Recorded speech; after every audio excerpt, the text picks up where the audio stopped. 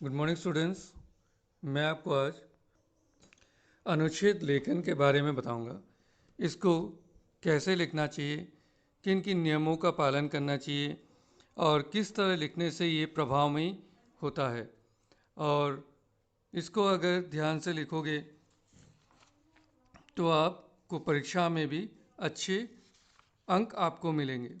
इसके लिए आपको इसका 3 आधार पर आपको मूल्यांकन करते हैं, जो कि पहला है विषय वस्तु, जो कि 3 अंक का होता है, और दूसरा प्रस्तुति 1 अंक का, और भाषा 1 अंक का। इससे पहले हम अनुच्छेद क्या है उसे समझते हैं। एक भाव या एक विचार को व्यक्त करने के लिए अनेक अंतर संबंधित वाक्यों के समूह को लिखना अनुच्छेद लिखना कहा जाता है। इसमें एक भी वाक्य ही नहीं, एक भी शब्द व्यर्थ प्रयोग नहीं होता। अनुच्छेद की सबसे बड़ी विशेषता उसकी स्वतंत्रता तथा स्वयं संपूर्णता है। सामान्यतः अनुच्छेद को छोटा होना होता है, परंतु आवश्यकतानुसार अर्थात भाव या विचार को प्रकृति के अनुसार अनुच्छेद बड़ा भी हो सकता है। अनुच्छेद का प्रारंभ, मध्य और अंत स्पष्ट होना चाहिए। इसकी श्रेष्ठता मुख्य विचार के अंत में व्यक्त होने पर निर्भर करती है।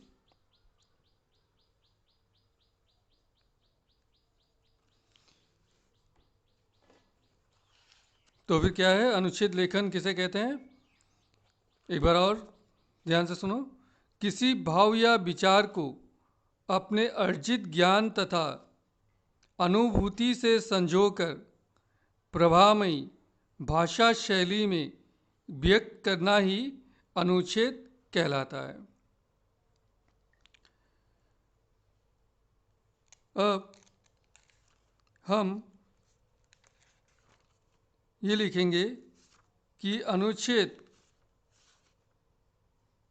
लिखने से पहले हमें किन किन बातों को ध्यान रखना हमारे लिए आवश्यक है।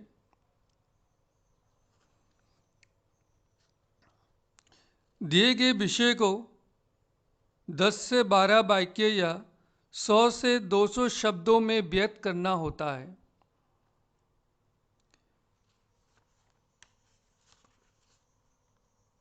अनुच्छेद लिखने से पहले रूपरेखा, संकेत बिंदु आदि बनाना चाहिए। अनुच्छेद में विषय के किसी एक ही पक्ष का ही वर्णन करें। ऐसा इसलिए करना आवश्यक होता है क्योंकि अनुच्छेद में सब सीमित होते हैं और हमें अनुच्छेद संक्षेप में लिखना चाहिए। वाक्य छोटे तथा एक दूसरे से जुड़े होते हैं। लेखन का आरंभ सीधे विषय से होता है। किसी भूमिका या परिचय की आवश्यकता नहीं होती है। विचारों का प्रवाह स्पष्ट होना चाहिए। भाषा सरल, स्पष्ट तथा मुहावरेदार होने चाहिए। विषय का विस्तार सीधे होने चाहिए और अंत में अनुच्छेद के निष्कर्ष समझ में आ जाना चाहिए। अभी मैं आपको एक उदाहरण देता हूँ। आप लिखो, पहला आपका है कंप्यूटर आज की आवश्यकता। इससे पहले मैंने कहा था ना, अनुच्छेद लिखने से पहले रूपरेखा, संकेत बिंदु आदि बनानी चाहिए। तो आप इसमें संकेत बिंदु लिखो। और उसके बाद पहला, कंप्यूटर एक विचित्र उपकरण। दूसरा, बढ़ता उपयोग। तीसरा, इंटरनेट और कंप्यूटर। चौथा, प्रयोग की सावधानियां। ये हमारा हो गया संकेत बिंदु। अब लिखना है, मानव जीवन को सुखमय बनाने के लिए विज्ञान ने अनेक साधन प्रदान किए हैं। कंप्यूटर इन्हीं साधनों में एक है, जिसकी कार्यप्रणाली और बढ़ते प्रयोग ने इसे अद्भुत उपकरण बना दिया है। कंप्यूटर अनेक यांत्रिक मस्तिष्कों का जटिल योग है, जो काम को अत्यंत तेज गति, सही तरीके और कम से कम समय में कर सकता है। इसके काम करने की तेज गति इसकी लोकप्रियता का कारण बनी हुई है। गणितीय समस्याएं हल करने में इसके जैसा दूसरा नहीं। आज कंप्यूटर हर कार्यालयों के अलावा हर घर की जरूरत भी बनता जा रहा है। इसके माध्यम से आरक्षण, बिलों का भुगतान, अल्पविराम, पुस्तकों का प्रकाशन, अल्पविराम, रोगों का इलाज, अल्पविराम, विभिन्न उपकरणों के निर्माणों का काम सरल हुआ है। कार्यालयों में फाइलें रखने की समस्या खत्म हो गई। कंप्यूटर के कारण अब कार्यालय का काम घर बैठे बिठाए किए जा रहे हैं। इंटरनेट के कारण इस यंत्र की उपयोगिता और भी बढ़ गई है। हमें हर काम के लिए कंप्यूटर पर आश्रित नहीं होना चाहिए। इसका प्रयोग आवश्यकतानुसार ही करना चाहिए। एक और लिखो,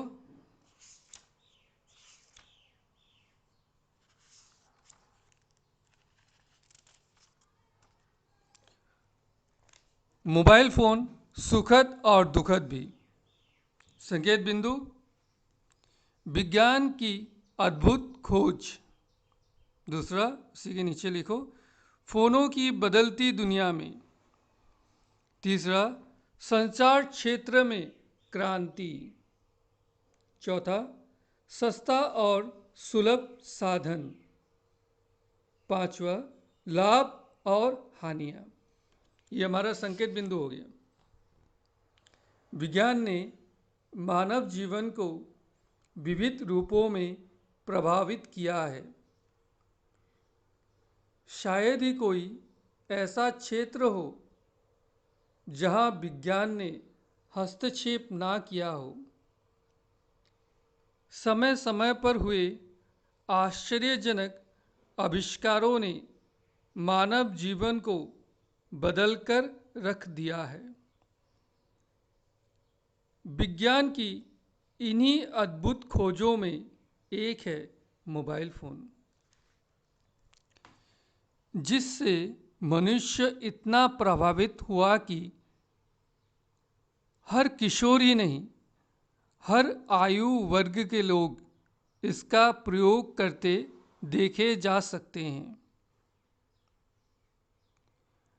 मोबाइल फ़ोन इतना उपयोगी और सुविधापूर्ण साधन है कि हर व्यक्ति इसे अपने पास रखना चाहता है। आज मोबाइल फ़ोन पर बातें करने के अलावा फ़ोटो खींचना, गणनाएं करना, फाइलें सुरक्षित रखना जैसे बहुत से काम किए जा सकते हैं, क्योंकि ये जेब का कंप्यूटर बन गया है। कुछ लोग इसका दुरुपयोग करते हैं। असमय फ़ोन करके दूसरों को परेशान करना, अवांछित फ़ोटो खींचना जैसे कार्य करके इसका दुरुपयोग करते हैं। इसके कारण छात्रों की पढ़ाई पर बुरा असर पड़ता है। इसका आवश्यकतानुरूप ही प्रयोग करना चाहिए। एक और लिखो, अनुशासन का महत्व। संकेत बिंदु, अनुशासन का अभिप्राय। दूसरा, अनुशासन का महत्व। एक और, सफलता के लिए अनुशासन आवश्यक।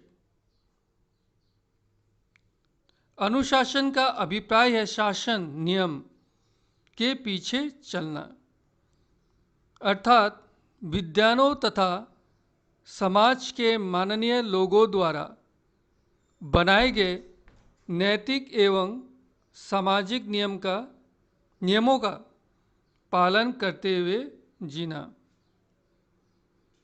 जीवन में अनुशासन का बहुत महत्व है। अनुशासन जीने की कला है। ये व्यक्ति का वो मार्गदर्शक है जो व्यक्ति को सुपथ पर चलाते हुए लक्ष्य की ओर ले जाता है। अनुशासन का महत्व हम इस उदाहरण से समझ सकते हैं कि अंकुश की सहायता से महावत पागल हाथी को भी वश में कर लेता है और मन चाहे काम करवाता है। यदि महावत के पास अंकुश ना हो तो पागल हाथी बेकाबू होकर विध्वंस बन जाता है। वास्तव में अनुशासनहीन जीवन नाविक विहीन नाव के समान होता है। नाविक नाव को मध्य धारा से धीरे धीरे किनारे लगा लेता है, परंतु नाविक विहीन नाव किसी चट्टान या पत्थर से टकराकर चकनाचूर हो जाती है। अनुशासनी व्यक्ति न अपना भला कर पाता है और न समाज या राष्ट्र का। अनुशासनहीन व्यक्ति सफलता से कोसों दूर रह जाता है। अतः जीवन को आनंदमय बनाने के लिए अनुशासन में रहना आवश्यक है।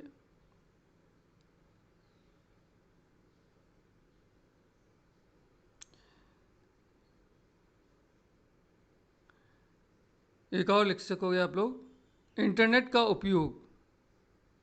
संकेत बिंदु, इंटरनेट क्या है?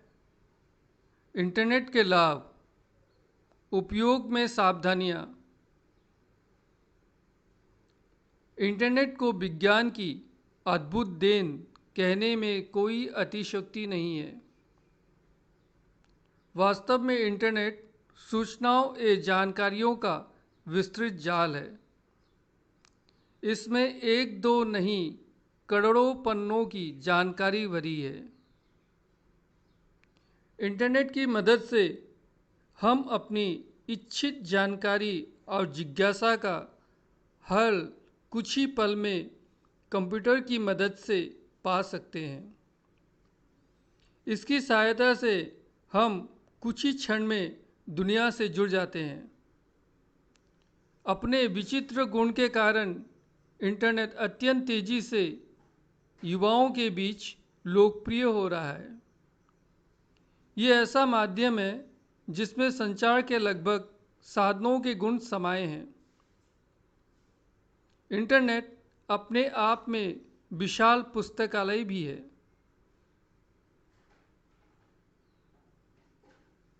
जिसमें दुर्लभ जानकारियों से भरी अनेक पुस्तक समाई है।